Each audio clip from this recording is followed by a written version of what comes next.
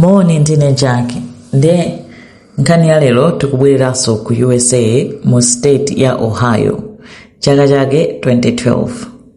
Ndiye kuti tisataye nthawi tengani chakumwa ticheze.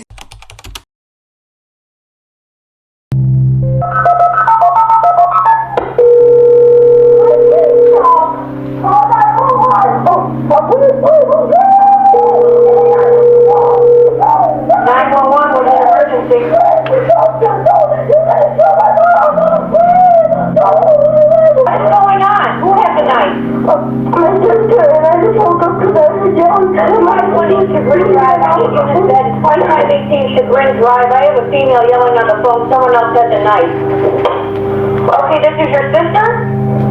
Yeah, she's doing my mom with the knife. She's doing what to your mom with the knife? You need to take a deep breath for me so I can understand you. I did. Phone imeneyi inaimbidwa pakati pa usiku kunyumba kwa Lisa ndi Kevin Kinofo.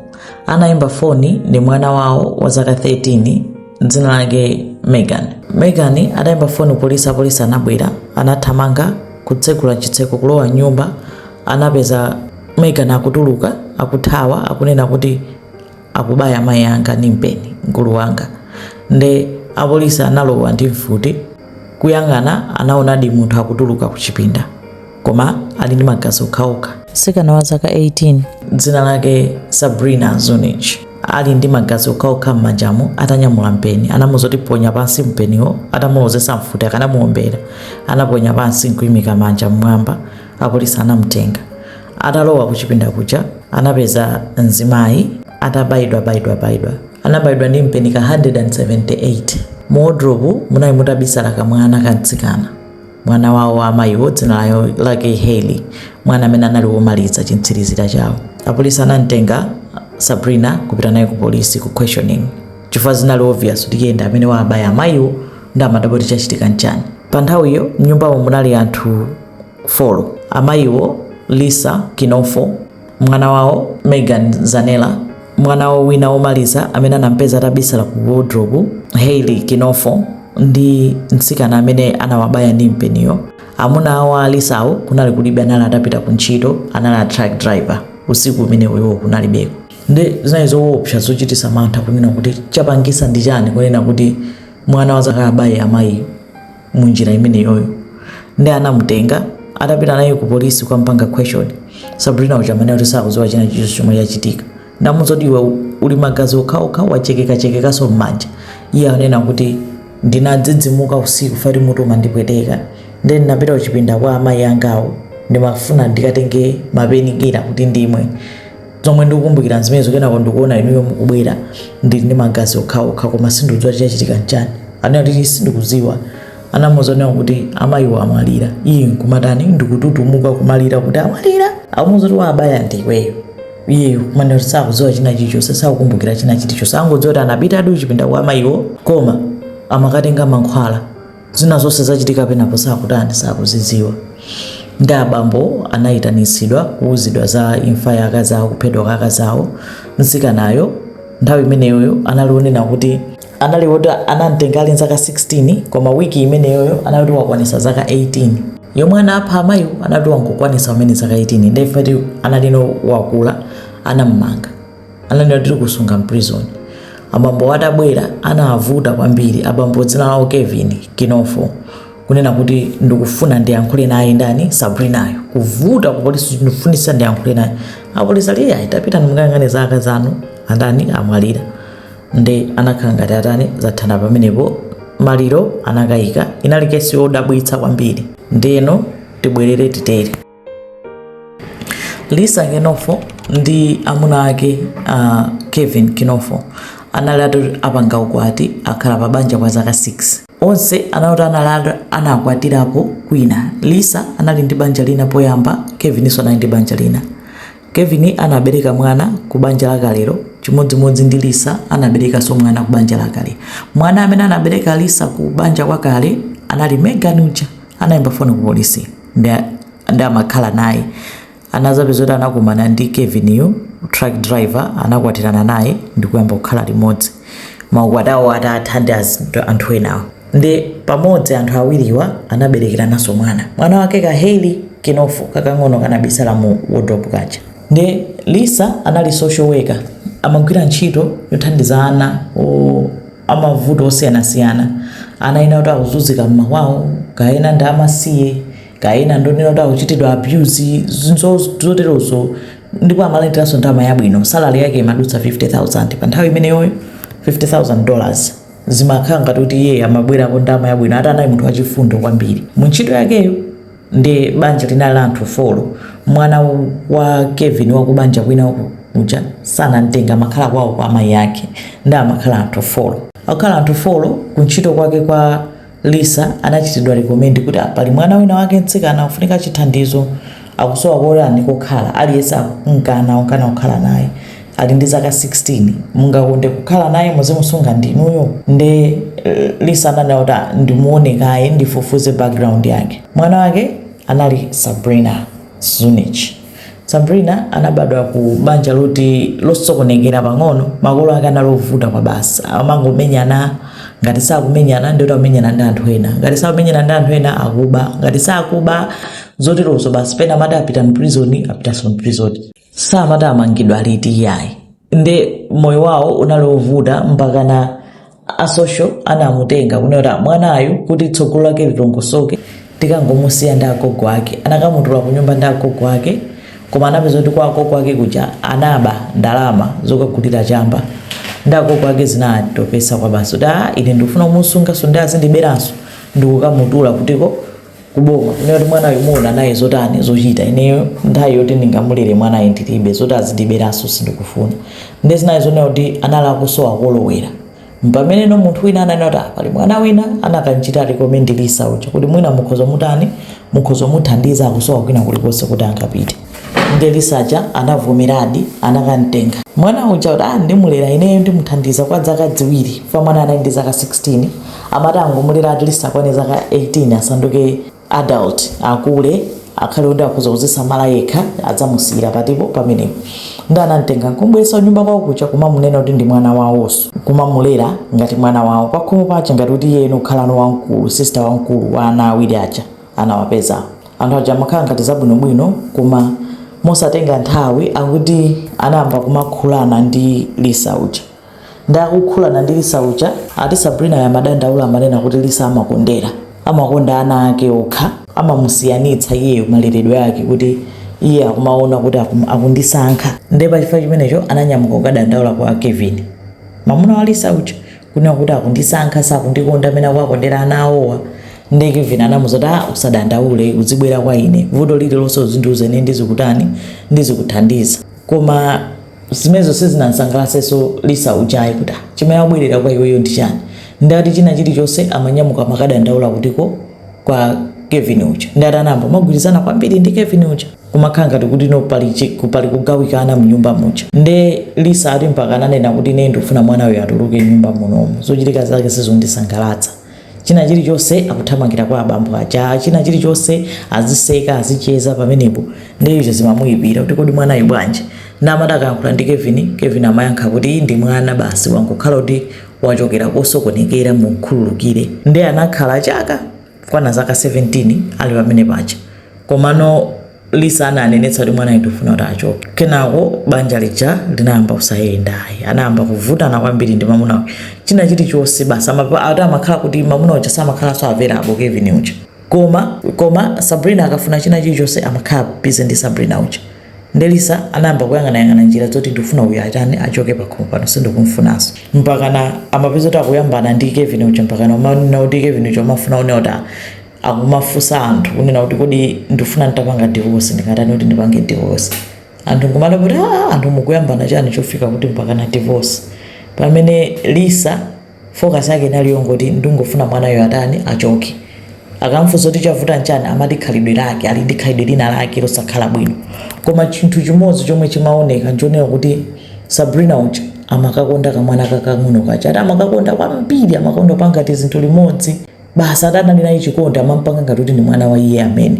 Ndi anapezeka kuti tsiku lina mu November muja anapezeka kuti mena amazakwana zaka 18 amayenera kuchoka Sabrina uja. Koma Kevin anakapempha ku social kunena kuti ndingatani kuti mwana yaba akhalabe kunoko sakuyenera kufikira kuchokayi mpaka na social nayo ngati mufuna kukhala naye it's okay mukhoza kukhala naye fa pakati pano sanapeze kotani kolowera.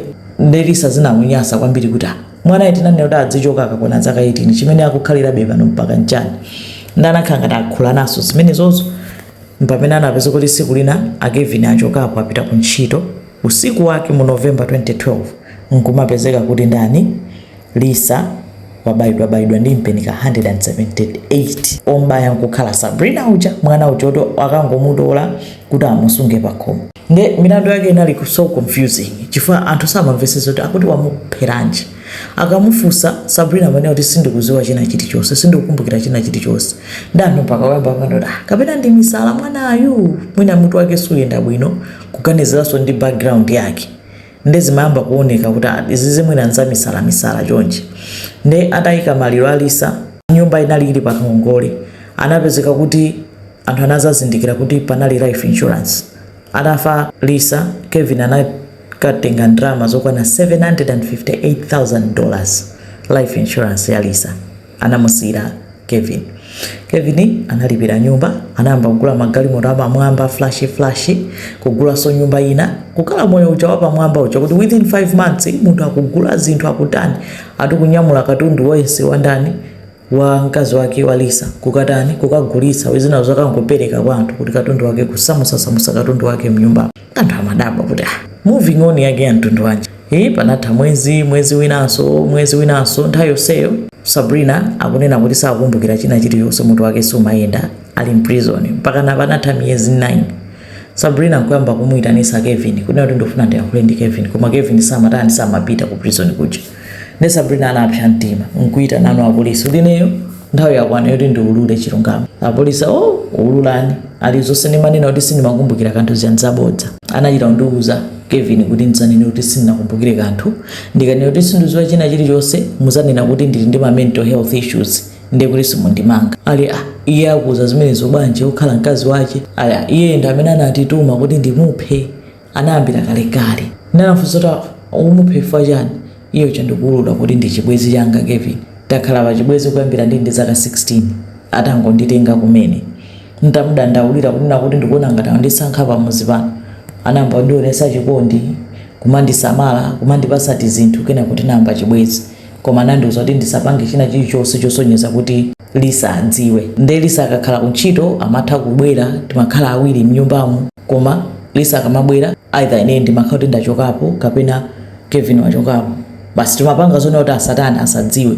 panalibe kutumizirana ma message amachiro nini ndati kuti osanditumizira message yosadziwika bwino yosonyeza kuti pali china chilichonse usasiye trace ina iliyonse pena paliponse koma naye chibwezi changa amandiuza kuti tikwatira. Ndi anali frustrated amati njira yake ndiyonena kuti Lisa afe divorce singayende chifukwa chonena kuti ndiye kuti asauka tikhala upanda china chilichonse koma pali life insurance ndalama zazandikayira komanso sindikhalisa mundende ngatala ndimange mwinango ndimanga zochepa zaka kena kwa iye akazantani azanditulutsitsa tikhala limodzi ngati banja. Apolisi uli ndi umboni wanji ma message kaya nchani choti tione kuti munaidi pa chibwezi akuti anandiuza kuti Lisa amatumizirana ma message panalibe trace ina iliyonse yoti panali chibwezi ananena kuti ndi mawu ako okhaomwe kuyankhula ndipo iye tikamfunsa akana anamugwiradi kwampanga question anakana zonse zoti ine kunalibe kumene mkazi wanga amaphedwa sindiziwa chilichonse ndipo sindiziwa anampheranji that's why sindipita uloku kamuona ndizikamuona kuti chani munthu anandiphera mkazi wanga ndezinamusokonekereratu Sabrina uja koma apolisi ananena kuti no kuyang'ana kesi kuna kuti taona munthu chimene angaphere amayiwa ndi chani ndi amene anakamutenga kumamusunga pakhomo chinampangisa kuti ayambe kudana nawo mosadziwika bwino ndi chani mpaka kufika kuwapha kwake kwankhanza zonena kuti amata akambaya moja amaupotokola mpeni ngatimu amachita kupotokola. Ndi ananena kuti iye Sabrina kufotokoza kuti kubaya akwana iyo ndiuza kuti ubaya uzikabaya nkhosi pa mtima anachita ndisankhira nkundiuza kuti ngati udikire kaya akagone akakagona ayamba kusinza akakhala kuti ali mtulo muja ndoka abayi kuti Satani asabwezera kuzapeza kuti akuchita overpower ndi iweyo kuti anodikira ayambe kayi kugona kangwalowera kuchipinda iyo chankufotokoza kuti mapulani okuwapha anayamba kalekale zinakhala zone kuti anatiuza kunena kuti ate ndipeze hitman mpaka namuimbira foni nzanga kuti Kevin adafuna hitman apolisi anamwitanisa nzake kumfunsa nzake kuti iye adankafuna hitman nthawi yake namuzoti nezindiziwa munthu wina aliso pa anthu kenako ananena kuti okay chabwino tizapange ngati wabwera anthu okuba zinakanika ati chilichonse chimangokanika chomwe timapanga plan mpaka nano anazofika pokhala frustrated ino kumalira kunena kuti mukuchedwa munthu yakanangofa analira kwambiri siku limene lolo nkona Sabrina anangona kuti mwina ndingotani ndingomupha lero nkungodzambatuka usiku kuti ndingopanga kuti Kevin uchasakwiya Kevin atapita ntchito koma dala atamutumiratu kuti uzapange chonchi ndenkhani inapita ku court anamuzenga mulandu Kevin ucha analibe umboni wina uliwonse against Kevin kupatula tsikana nzake wa Sabrina ndizo yankhula za Sabrina koma analibe physical evidence ina iliyonse yomulinganiza Kevin pa mulandu ndezina izo ndi mulandu wake umaoneka kuti Kevin awina chifukwa choti palibe umboni ndekeni kesi inapita ku court itapita ku court apolisi anayesaize ndizi kuti apeze umboni against Kevin panalibe umboni umodzi inakhala kuti tipita nayo obe ku court kani tikaone kuti judge ndi jury akakamva kanena kuti cha ndana ichita representing kani yonse ku court mbali ya Kevin kunena kuti anthu ndongoyipa chabe angofuna kuthawa Sabrina anakhala mboni ya boma against Kevin kufotokoza zonse zibwezi zimene chinaendera mene chinayambira kufika kuti tingomupha munthu uyu kapena titani koma panalibe umboni zonse zinazongoyankhula kuti zinatere mpaka na ambali ya Kevin ankaseka kunena kuti nkhani zopanda umbonizo wangokhala mwana uyipa muyangane background yake kuyambira kale makolo ake ndachabe abambo ake ali in prison ndanthu oyipa anathandizidwa koma ndosayamika nkona ali pamene alipo ndenkhani atayikambakamba milandu anayisiya m'manja mwandani mwa court kunena kuti chani ichite decide court linachita decide kuti likukhulupirira zomwe ananena Sabrina kuti abambo odi ndi amene anamutuma ngakhale panalibe umboni ananena kuti it makes sense chifukwa sizimagwira kuti mwana anangodzambatuka ndikuwabaya amayiwo kuwapha mwankhanza choncho popanda chifukwa chake anali mamunayo anamuvera kunena kuti yes palibe umboni koma ndizoona adi unampanga groom mwana ndikumutuma kuti aphe mkazi wako kutsataso anayangana ma message oti sana anakhoza chibwezi koma anachita compare ma message amene amamutumizira mkazi wake Kevin yo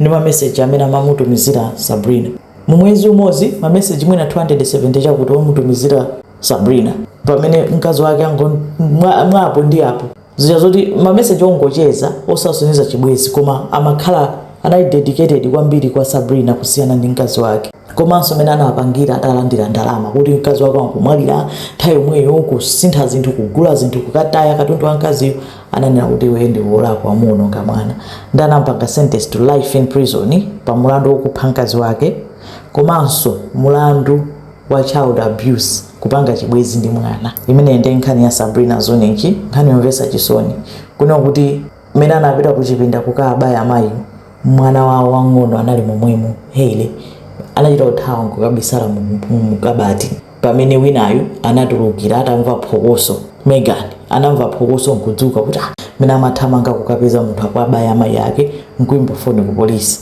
zinonota anapanga scar anawo for life ndi boma linalipira ana awiriwo otsalawo $4.1 million kuwapepesa chifukwa cha zomwe anaona zoti zinawononga mioyo yawo kwa moyo wawo wonse. Sabrina anapangidwa sentence to life in prison. Imene ndi nkhani ya Sabrina Zunichi ziko mwambiri.